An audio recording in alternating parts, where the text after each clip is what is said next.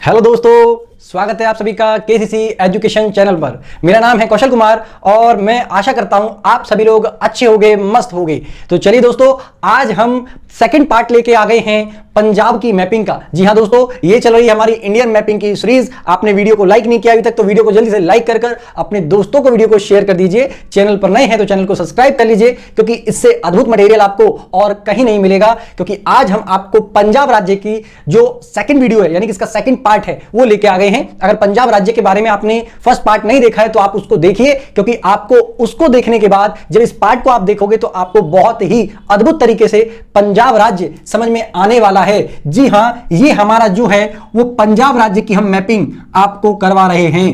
तो आपको पंजाब राज्य के अलावा हमने उत्तराखंड भी करवा दिया है। अगर आपको वो देखना है तो वीडियो की सीरीज नीचे आपको लिंक में डिस्क्रिप्शन बॉक्स में मिल जाएंगी। तो प्लीज आप लोगों से रिक्वेस्ट है, प्लीज प्लीज प्लीज मेहनत करिए और अच्छे से एग्जाम करिए और हमारा सपोर्ट भी करते रहिए। मैं गारंटी देता हूं कि इससे बाहर सवाल आपके नहीं जाएंगे। इतनी अद्भुत नॉलेज हो जाएगी आपको इसको पढ़ने के बाद, इसको वीडियो को देखने के बाद। चाहे आप किसी भी स्टैंडर्ड के हैं, यानी कि चाहे आप किसी भी क्लास में पढ़ते हैं, चाहे आप कॉम्पिटिटिव एग्जाम्स के लिए तैयारी कर रहे हैं, या सामान्य रूप से भी आप पंजाब राज्य या भारत के बारे में जानकारी जुटाना चाहते हैं, तो ये वीडियो आपके लिए बहुत अद्भुत है। तो चलिए स्टार्ट करते हैं वीडियो को। वीडियो में सबसे पहले हम आपको बताने वाले हैं कि ये तो हमारा है आपका क्या, पंजाब का मानचित्र। आपको क्या करना है, पंजाब का मानचित्र या तो बना लेना है, या फिर आपको हमने एटलस बताया था। आपको कौन कौन से एटलस लेने हैं, हमारी वीडियो मतलब पुरानी वाली जो वीडियो है उसको देखिए, पहली वीडियो, उसमें हमने आपको पहले से ही बता रखा है कि आपको मानचित्र कवर करने के लिए कैसे कैसे आपको जो एटलस की आवश्यकता पड़ेगी। आप पंजाब राज्य का मानचित्र बनाएंगे, जो लोकेशन हमने इसमें पुट कर रखी है उन लोकेशंस को आप अपना मानचित्र में भरेंगे, फिल करेंगे, और उसके बाद मानचित्र के दूसरे पेज पर आप एक प्लेन पेज लगाएंगे जहां पर आपको ये सारी की सारी जानकारी उतार देनी है। इससे अद्भुत कुछ नहीं होगा, क्योंकि एक साथ मानचित्र के माध्यम से आपको जहां ज्योग्राफी पढ़ने को मिल रहा है, हिस्ट्री पढ़ने को मिल रहा है, न केवल पॉलिटिकल साइंस बल्कि साथ में इकोनॉमिक्स के पूरे सेक्टर खत्म करवाए जा रहे हैं। और अगर आपने हमारी इस इंडियन मैपिंग की सीरीज को फॉलो किया तो यकीन मानना आपकी भारत के ऊपर चाहे सामाजिक रूप से, चाहे आर्थिक रूप से, चाहे राजनीतिक रूप से, और चाहे आपका सांस्कृतिक धार्मिक रूप से हर तरीके से अच्छी पकड़ हो जाएगी। और उसके बाद आप किसी भी सब्जेक्ट को उठाएंगे, चाहे पॉलिटी को, चाहे इकोनॉमिक्स को, चाहे हिस्ट्री को, आपको बहुत बेहतरीन ढंग से समझ में आएगी। तो चलिए स्टार्ट करते हैं सबसे पहले पठानकोट। जी हां दोस्तों, पठानकोट की हम पहले लोकेशन देखेंगे मानचित्र में कि पठानकोट कहां है। तो ये आपका जम्मू कश्मीर है, ये आपका हिमाचल प्रदेश है जिसका बॉर्डर यहां से लगता है, और ये हमारा राजस्थान का बॉर्डर लगता है, और ये हमारा हरियाणा का बॉर्डर भी लगता है। किसके साथ, पंजाब के साथ। तो ये सारी की सारी सीमाएं साझा करते हैं। लेकिन यहां जब आप आओगे जम्मू कश्मीर, तो जम्मू कश्मीर के इस वाले क्षेत्र पर जब आप देखोगे तो आपको पठानकोट मिलेगा। तो यही एरिया क्या है, हमारा पठानकोट है। जी हां, पठानकोट के बारे में आपको क्या साथ जानना है, क्या समझना है, तो आप जानकारी देखेंगे कि हमारा पठानकोट क्या है, वायुसेना का स्टेशन है। यहां पर हमारी वायुसेना तैनात है, ताकि क्योंकि बॉर्डर का एरिया, इसलिए हमारी वायुसेना हमारे संरक्षण के लिए उत्तर, दक्षिण, पूर्व, पश्चिम चारों दिशाओं में फैली हुई है। तो ये एक स्टेशन है, हमारा एयरबेस है हमारा यहां पर। और आपको पता होगा इसी पठानकोट को टारगेट किया गया था हमारा 25 जनवरी 2016 को आतंकवादियों के द्वारा। इसमें हमारा मोस्टली पाकिस्तान का हाथ माना जाता है कि इसने हमारे पठानकोट पर क्या करवा दिया था, आतंकवादी आक्रमण करवा दिया था। तो ये डेट आपको याद रखने वाली है कि पठानकोट पर हमारा एक आतंकवादी जो आक्रमण हुआ था वो 25 जनवरी 2016 का हुआ था। टारगेट वही था। हमारा 26 जनवरी गणतंत्र दिवस होता है। और ये जितने भी हमारे दुश्मन देश हैं, ये हमारे शत्रु राष्ट्र हैं, ये क्या करना चाहते हैं कि ये ऐसा कोई पार्टिकुलर डेट हमारा देखते, जैसे 26 जनवरी देख लिया, या 2 अक्टूबर देख लिया, या हमारा 15 अगस्त देख लिया, ताकि ये किसी भी तरीके से हमारे लोकतंत्र या हमारे गणतंत्र को हानि या ठेस पहुंचाएं। इसीलिए ये टारगेट करके रखते हैं किसी ना किसी क्षेत्र को। तो ये हमारा, क्योंकि वायुसेना का एक स्टेशन है और यहां पर आक्रमण करके ये साबित करना चाहते थे कि भारत की वायुसेना सक्षम नहीं है अपनी सुरक्षा के लिए। लेकिन आपको बता दें कि भारत में हमारी वायुसेना नहीं, थल सेना, वायुसेना, जल सेना, तीनों सेना हमारी बहुत सक्षम हो चुकी हैं, और हम मुंह तोड़ जवाब भी देते हैं सबको। ठीक है ना, तो ये याद रखना है। और पठानकोट एक चीज के लिए और प्रसिद्ध है, यहां पर फलों का मुरब्बा मिलता है, और एक चीज और आपका इमारती लकड़ी। जी हां, इमारत बनाने के लिए जो लकड़ियों का प्रयोग होता है उस लकड़ी का भी मतलब यहां पर बहुत अच्छा उत्पादन होता है, तो इसके लिए भी प्रसिद्ध है। अब बात करेंगे हमारा क्या, अमृतसर। जी हां, अमृतसर के बारे में आप जान लीजिए, क्योंकि यहां से एक सवाल आता ही आता है। लोकेशन देखेंगे तो अगर आप अमृतसर की लोकेशन देखोगे तो अमृतसर कहां पर है हमारा, यहां पर है। आप नीचे उतरेंगे थोड़ा पठानकोट से तो आपको अमृतसर मिल जाएगा। और ये अमृतसर आपको पता ही है पंजाबियों का एक धार्मिक स्थल है, इसीलिए बहुत बहुत ज्यादा फेमस है। अगर आपने हमारे इतिहास की सीरीज को देखा होगा तो आपको कुछ चीजें समझ में आ जाएंगी, जैसे कि पंजाब, ध्यान रखिएगा कि पंजाब जो राज्य है इसका गठन मुख्य रूप से किसने किया था? हमारा रणजीत सिंह ने करा था, महाराजा रणजीत सिंह ने किया था। अगर आपको पता हो तो इनके चौथे गुरु का नाम था हमारा क्या? गुरु रामदास। जी हां, क्या नाम था? गुरु रामदास। और इनकी वाइफ को 500 बीघा जमीन अकबर ने दी थी। क्या दी थी? 500 बीघा जमीन दी थी। और जहां पर अकबर ने जो जमीन दी थी ना, वहां पर एक तालाब भी था, और उसी तालाब के यहां पर इन्होंने क्या करा? इन्होंने एक हर का मंदिर स्थापित किया। और बाद में ये जो तालाब था यहां पर क्या करा? इस मंदिर के ऊपर जब इसको बनवा दिया गया तो इस मंदिर की स्थापना हमारी किसने करी थी? इनके 5वें गुरु, जिनका नाम क्या था? गुरु अर्जुन देव। तो इन्होंने इस मंदिर का निर्माण करवाया। उस समय में इसको हर मंदिर के नाम से जाना जाता था, लेकिन फाइनली जब महाराजा रणजीत सिंह ने इसके ऊपर सोने की परत चढ़ाई इस मंदिर के ऊपर, तो याद रखिएगा इसको स्वर्ण मंदिर के नाम से भी जाना जाता है। तो स्वर्ण मंदिर कहां पर है? अमृतसर के अंतर्गत है। और इसी अमृतसर के अंतर्गत जो तालाब है, पानी आपको मिलेगा, वो जो गुरुद्वारा है या जो अमृतसर मंदिर है, ये इसको हमारा क्या कहते हैं? इसको गोल्डन टेंपल भी कहते हैं। और इसका जो पानी है इसको पवित्र माना जाता है। चलिए तो देखिए जरा, 500 बीघा जमीन दी थी अकबर ने, और यहां पर हमारा ये रामदास जी ने क्या बनवाया? हर का मंदिर की स्थापना करी। और फाइनली हमारा जो हर का मंदिर किया, जो हमारा स्वर्ण मंदिर की स्थापना का जो श्रेय जाता है मुख्य रूप से, वो जाता है गुरु अर्जुन देव को, जो कि 5वें हमारे सिख गुरु थे। आगे अगर हम बात करें तो 27 अगस्त 1604 को यहां पर गुरु ग्रंथ साहिब, जो कि पंजाबियों का धार्मिक ग्रंथ माना जाता है, उस धार्मिक ग्रंथ की इस स्वर्ण मंदिर के अंदर क्या करी गई? स्थापना की गई। और ये धीरे धीरे एक पर्यटन क्षेत्र के रूप में विकसित हो गया, और यहां पर पर्यटन बहुत ज्यादा मतलब होने लगा, पर्यटन उद्योगों का विकास यहां पर हुआ। यहां पर एक घटना और फेमस है, जलियांवाला हत्याकांड, आपने सुना होगा। तो जलियांवाला हत्याकांड यहीं पर हुआ था, क्योंकि ये जो स्वर्ण मंदिर है इससे थोड़ी सी दूरी पर जाने पर क्या है? एक बगीचा है। और यहां पर कुछ जो हमारे पंजाबिया, जो हमारे हिंदुस्तानी भाई लोग थे, वो उस समय पर जब अंग्रेजों का शासन था तो एक मीटिंग के लिए इकट्ठे हुए थे, और यहीं पर जनरल डायर ने आक्रमण करवा दिया था। उनको चारों तरफ से घेर कर गोली की बरसात करवा दी गई थी। और ये घटना हमारी हुई थी 13 अप्रैल 1919 को। यूपीएससी में पूछा जा चुका है ये सवाल, एसएससी और आपका पीसीएस में भी सवाल पूछा जा चुका है। तो उस समय पे इसका नेतृत्व कौन कर रहे थे? तो जनरल डायर कर रहे थे। सेना का नेतृत्व अंग्रेजों की तरफ से, और उन्होंने चारों तरफ से घेर कर इस बगीचे के अंदर ऐसा बताते हैं कि एक तरीके से फायरिंग करवा दी। और इतनी फायरिंग हुई कि मतलब बच्चे, बूढ़े, जवान, जितने भी लोग वहां इकट्ठा थे, सारे के सारे लोग लहूलुहान हो गया, सारे के सारे लोग मारे गए, जो कि एक दुखद घटना थी हमारे लिए।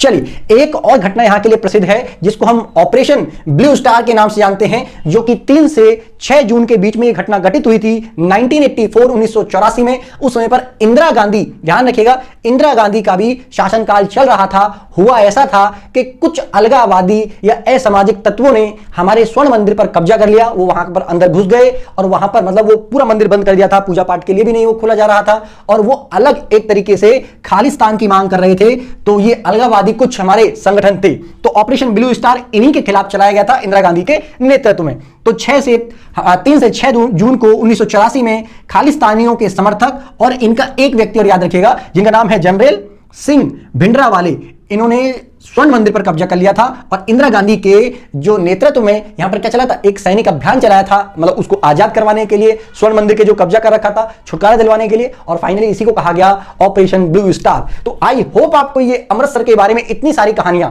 याद रखने चाहिए और याद हो जाएंगी। क्या दिक्कत है यार? आगे देखते हैं हम भटिंडा। क्या देखते हैं? भटिंडा। तो भटिंडा की लोकेशन आप देखोगे तो भटिंडा की लोकेशन आपको कहां मिलेगी? भटिंडा की लोकेशन मिलेगी आपको यहां पर। तो आपको मैप में ये भी भर लेना है कि हमारा भटिंडा। तो भटिंडा के बारे में क्या है कि भटिंडा हमारा क्या है? आर्मी या सैन्य छावनी क्षेत्र है। यहां पर हमारा क्या है? सैन्य छावनी, यानी कि एक तरीके से इसको हम कंटोनमेंट भी कहते हैं, या फिर इसको आप जब जाएंगे रेलवे स्टेशन पे तो कैंट लिखा हुआ मिलेगा कि ये हमारा क्या है? एक कैंट एरिया है। तो जहां जहां आपको कैंट मिलता है ना, तो कैंट का मतलब ये होता है कि हमारा सैन्य छावनी वाला एरिया है। तो आई होप आपको इतना समझ में आया होगा। तो नेक्स्ट देखते हैं, हमारा नेक्स्ट क्या है? पटियाला। बहुत अच्छे। पटियाला क्या हमारा किसके लिए फेमस है? तो आपको पता हो तो जैसे हमारा मुंबई महाराष्ट्र में फिल्म इंडस्ट्रीज के लिए फेमस है ना, वैसे ही पंजाबी मूवी के लिए कौन सा? हमारा पटियाला फेमस है, यहां पर पंजाबी मूवियां, ये पंजाबी फिल्म इंडस्ट्री है, और ये शराब के लिए भी आपका फेमस है, पटियाला पैक बना के। चलिए ऐसे वाला मामला। तो अगर आप इस पटियाला को देखना चाहते हो तो आपको पटियाला कहां मिलेगा, आप यहां पर आएंगे लोकेशन पे तो आपको पटियाला मिल जाएगा। तो ये पटियाला की लोकेशन आपको देखनी है मैप के अंतर्गत भी। चलिए आगे बात करते हैं चंडीगढ़। चंडीगढ़ आप सभी को पता है कि ये पंजाब की राजधानी है और एक केंद्र शासित प्रदेश भी है। तो चंडीगढ़ की लोकेशन अगर आप देखना चाहते हैं तो आप देखेंगे यहां लगभग ये जो बॉर्डर है यहां पर आपको मिलेगा चंडीगढ़ की राजधानी, सही पंजाब की राजधानी चंडीगढ़। नेक्स्ट अगर हम बात करें तो एक आपको देखना है मोहाली। मोहाली क्या है, मोहाली एक क्षेत्र है और ये किस जिले के अंदर पड़ता है तो एक बार देख लीजिएगा, यह है अजीतगढ़ या फिर आपका अजीतगढ़ के अंदर या फिर अजीत सिंह नगर के नाम से भी इसको हम जानते हैं। तो इसकी लोकेशन एक बार आप देख लोगे तो ये आपको चंडीगढ़ के ऊपर ही मिल जाएगी, अजीतगढ़ या फिर अजीत सिंह नगर के नाम से भी ये जाना जाता है। तो ये किसके लिए फेमस है तो मैं आपको बता दूं, ये आपका पीसीए यानी कि पंजाब क्रिकेट एसोसिएशन एक हमारा क्या है स्टेडियम है, ये आप यहां के लिए फेमस है। और इसकी स्टेडियम की स्थापना कब हुई थी 1993 के अंदर हुई थी। तो इस स्टेडियम के लिए बहुत जाना जाता है। तो ये स्टेडियम कहां पर है, मोहाली के अंतर्गत ही प्राप्त होता है, ध्यान रखिएगा। आगे अगर हम बात करें तो एक टीम भी यहां की फेमस है, पंजाब, आपने सुना भी होगा, पंजाब की एक क्रिकेट टीम है जिसको हम क्या कहते हैं, एक तरीके से कहते हैं हमारे इसको क्या, किंग्स 11 पंजाब क्रिकेट टीम। क्या कहते हैं, किंग्स 11 पंजाब क्रिकेट टीम। तो ये क्रिकेट की एक टीम है जो आपने मुकाबला करते हुए भी देखी होगी। एक और बात कर लेते हैं लोकेशन की, लुधियाना। जी हां, लुधियाना कहां है तो यहां पर आप आएंगे तो आपको ये लुधियाना मिल जाएगा। क्या मिलेगा आपको, लुधियाना मिल जाएगा, या लुधियाना की लोकेशन आपको इधर कहीं आपको मिल जाएगी। तो आप इसको देख लीजिए या फिर इसको देख लीजिए, ये आपको लुधियाना की लोकेशन आपको एग्जैक्ट मिल जाएगी। चलिए अगर आपको कोई दिक्कत है यहां तक तो प्लीज मुझे बताइएगा। ये हमारा क्या है, ये जालंधर है, ये आपका जालंधर है, लेकिन फिलहाल हम बात कर रहे हैं किसकी, लुधियाना की। लुधियाना, ये हमारा लुधियाना की लोकेशन ये रही। तो यहां आप देखेंगे तो यहां आपको लुधियाना मिल जाएगा। लुधियाना किसके लिए प्रसिद्ध है तो ये ऊनी कपड़ों के लिए बहुत प्रसिद्ध है। लुधियाना में ऊनी कपड़े बहुत प्राप्त होते हैं, तो प्लीज इसको याद रखिएगा। और आपका जो कलपुर्जे होते हैं, ये कलपुर्जे के उद्योग यानी कि जितने भी आपके बाइक हैं चाहे गाड़ियां हैं, इनके जितने भी पुर्जे होते हैं ना, छोटे छोटे पुर्जे, ये यहां पर बनते हैं अच्छे तरीके से। और यहां पर अगर आपको पता हो तो एक साइकिल होती थी, एक आपकी साइकिल देखी होगी आपने, जो बड़ी वाली साइकिल जो आदमी लोग चलाते हैं, ये जो साइकिल होती है ये आपका हीरो का टाइटल उस पर जो रहता है। तो हीरो की जितनी भी साइकिल थी, तो हीरो साइकिल इंडस्ट्री हमारा कहां पर है, लुधियाना के अंदर है, तो इसलिए लुधियाना फेमस है काफी।